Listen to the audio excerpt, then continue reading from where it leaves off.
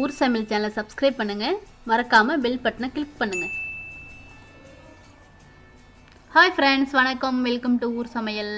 இன்றைக்கி நம்ம பார்க்க போகிறது ராகி கஞ்சி தான் பார்க்க போகிறோம். கொஞ்சம் வித்தியாசமாக செய்ய போகிறோம். எப்படி செய்யலான்னு பார்க்கலாம். அதுக்கு பார்த்தீங்கன்னா நான் ஒரு அடுப்பில் வந்து பால் காய்ச்சிற பாத்திரம் வச்சுருக்கேன். ஒரு 2 கிளாஸ் அளவு தண்ணி சூடு பண்ணி வச்சுருக்கேன்.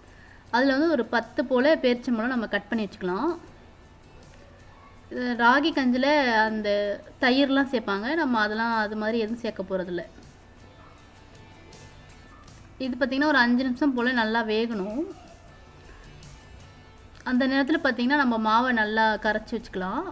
அதுக்கு வந்து ஒரு சின்ன போல் ஒரு 3 ஸ்பூன் அளவுக்கு ராகி மாவு போட்டுக்கலாம். இந்த ராகி மாவில் கொஞ்சமாக தண்ணி ஊற்றிட்டு நம்ம கட்டி இல்லாமல் கரைச்சி வச்சுக்கணும்.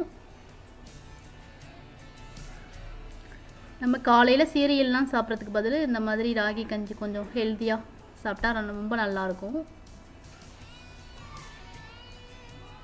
இப்போ பார்த்திங்கன்னா கட்டி இல்லாமல் கரைச்சாச்சு. அடுத்ததாக பார்த்திங்கன்னா நல்லா பேரிச்சம்பழம் சூப்பராக வெந்துருச்சு. இப்போ நம்ம கரைச்சி வச்சுருந்த மாவை இது கூட ஊற்றிக்கலாம். மிக்ஸ் பண்ணி விட்டுக்கலாம், இல்லாட்டி கட்டி பிடிச்சிரும். அதனால்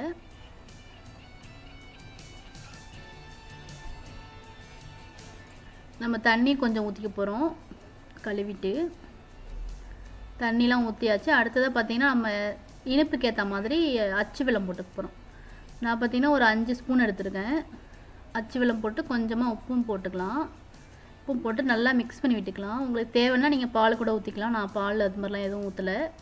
அவ்வளோதாங்க, நம்மளோட சூப்பரான சுவையான ராகி கஞ்சி சூப்பராகிடுச்சு. கண்டிப்பாக நீங்கள் ட்ரை பண்ணி பாருங்கள். ஊர் சமையல் சேனலை சப்ஸ்கிரைப் பண்ணுங்கள், மறக்காமல் பெல் பட்டனை கிளிக் பண்ணுங்கள்.